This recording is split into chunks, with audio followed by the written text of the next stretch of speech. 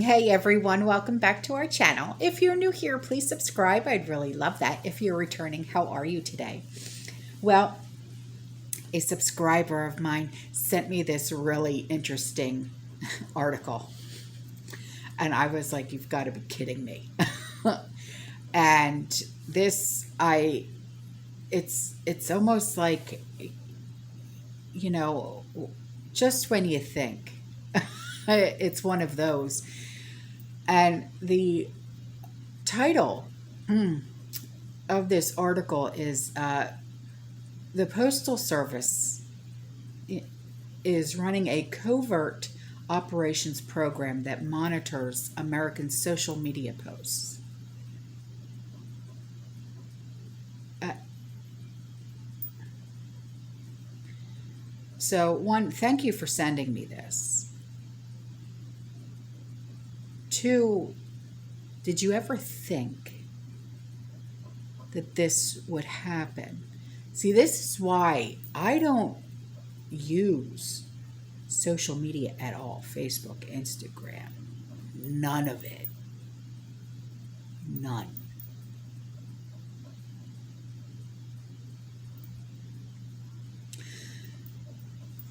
Uh, I'll leave the link in the description box below so you guys can read it, okay? But the article starts, the law enforcement arm of the U.S. Postal Service has been quietly running a program that tracks and collects Americans' social media posts, including those about planned protests, according to a document obtained by Yahoo News. The details of the surveillance effort, known as ICOP, or Internet Covert Operations Program, have not previously been made public. The work involves having analysts trawl through social media sites to look for what the document describes as inflammatory postings and then sharing that information across government agencies.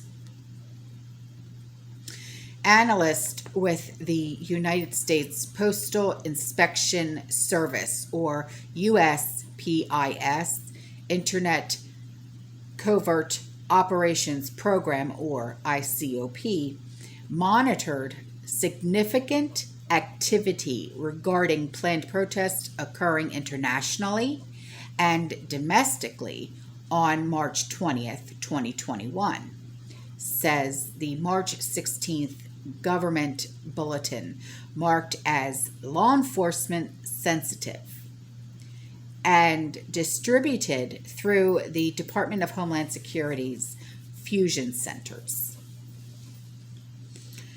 Locations and times have been identified for these protests, which are being distributed online across multiple social media platforms, to include right-wing leaning Parler and Telegram accounts. A number of groups were expected to gather in cities around the globe on March 20th as part of the worldwide rally for freedom and democracy to protest everything from lockdown measures to 5G. Parler users have commented about their intent to use the rallies to engage in violence.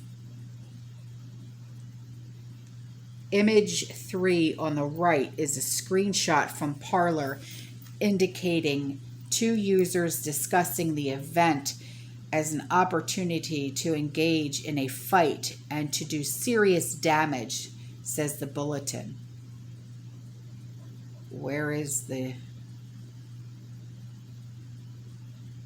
I don't see it. If I find it, I will either leave it at the end, or if you just want to click on the link. Jeez. No intelligence is available to suggests the legitimacy of these threats, it adds. The bulletin includes screenshots of posts about the protests from Facebook, Parler, Telegram, and other social media sites. Individuals mentioned by name include one alleged Proud Boy and several others who identifying details were included but whose posts did not appear to contain anything threatening. ICOP analysts are currently monitoring these social media channels for any potential threats stemming from the scheduled protest and will disseminate intelligence updates as needed, the bulletin says. The government's monitoring of American social media is the subject of ongoing debate inside and outside government, particularly in recent months following a rise of domestic unrest. While posts on platforms such as Facebook and Parler have allowed law enforcement to track down and arrest rioters who assaulted the Capitol on January 6th, such data collection has also sparked concerns about the government surveilling peaceful protesters or those engaged in protected First Amendment activities. And when contacted by Yahoo News, civil liberties experts expressed alarm at the post office surveillance program. It's a mystery, said University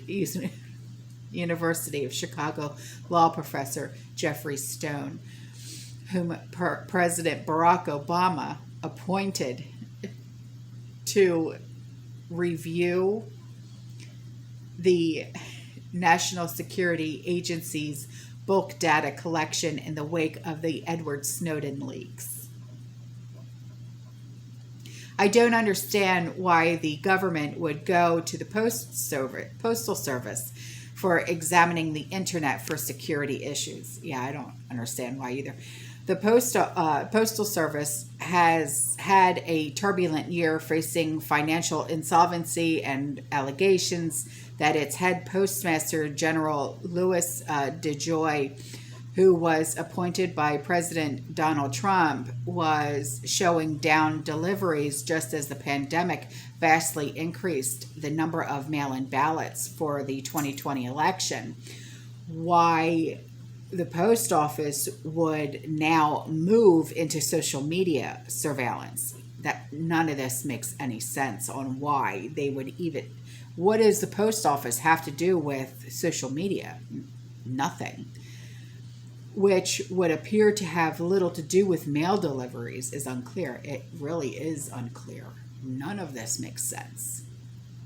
None of it. This seems a little bizarre, agreed Rachel Livingston Waldman, Deputy Director of the Brennan Center for Justice, Liberty, and National Security Program. Based on the very minimal information that's available online, it appears that ICOP is meant to root out misuse of the postal system by online actors, which doesn't seem to encompass what's going on here. No, it doesn't. It's not at all clear why their mandate would include monitoring of social media that's unrelated to use of the postal system. Levinson Waldman also questioned the legal authority of the Postal Service to monitor social media activity. If the individuals they're monitoring are carrying out or planning criminal activity, that should be the purview of the FBI, she said. If they're simply engaging in lawfully protected speech, yeah, because we have that. Sorry. Even if it's odious or objectionable, then monitoring them on that basis raises serious constitutional concerns. Really? The U.S. Postal Inspection Service did not respond to specific questions sent by Yahoo News about ICOP, but provided a general statement on its authorities. The U.S. Postal Inspection Service is the primary law enforcement, crime prevention, and security arm of the U.S. Postal Service, the statement said. As such, the U.S. Postal Inspection Service has federal law enforcement officers, postal inspectors, who enforce approximately 200 federal laws to achieve the agency's mission, protect the U.S. Postal Service and its employees, infrastructure, and customers, enforce the laws that defend the nation's mail system from illegal or dangerous use, and ensure public trust in the mail.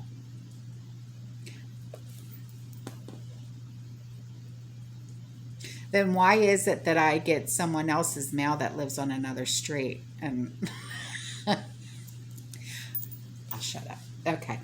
Additionally, the inspection of service collaborates with federal, state, and local law enforcement agencies to proactively identify and assess potential threats to the Postal Service, its employees and customers, and its overall mail processing and transportation network. In order to preserve operational effectiveness, the U.S. Postal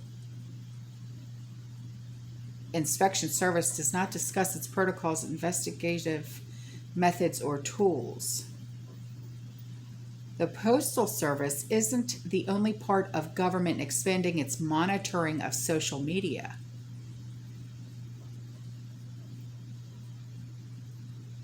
In a background call with reporters last month, DHS officials spoke about that department's involvement in monitoring social media for domestic terrorism threats.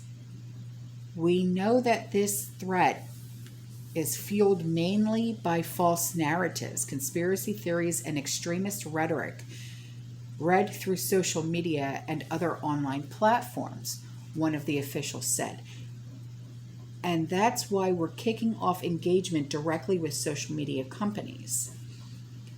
DHS is coordinating with civil rights and civil liberties colleagues as well as our private colleagues to ensure that everything we're doing is being done responsibly and in line with civil rights and civil liberties and individual privacy, the official said. Stone, the University of Chicago professor, questioned why the post office would be tasked with something like identifying violent protests 2 months after the January 6th attack, which would appear to have little or nothing to do with the post office role in delivering mail. That's my question. I just don't think the Postal Service has the degree of sophistication that you would want if you were dealing with national security issues of this sort, he said. That part is puzzling. There are so many other federal agencies that could do this. I don't understand why the post office would be doing it. There's no need for the post office to do it. You've got the FBI, Homeland Security, and so on. So I don't know why the post office is doing this. Neither do I. Oh my God. So do yourself the favor and get off of social media. Unless you want your mailman to be knocking on your door and going, "Excuse me, what did you mean by your Facebook post?" Anyway, I'll see you in the next one. I love you guys. Stay safe, stay positive, keep prepping, and by all means, fear less and stay off of Facebook. Bye.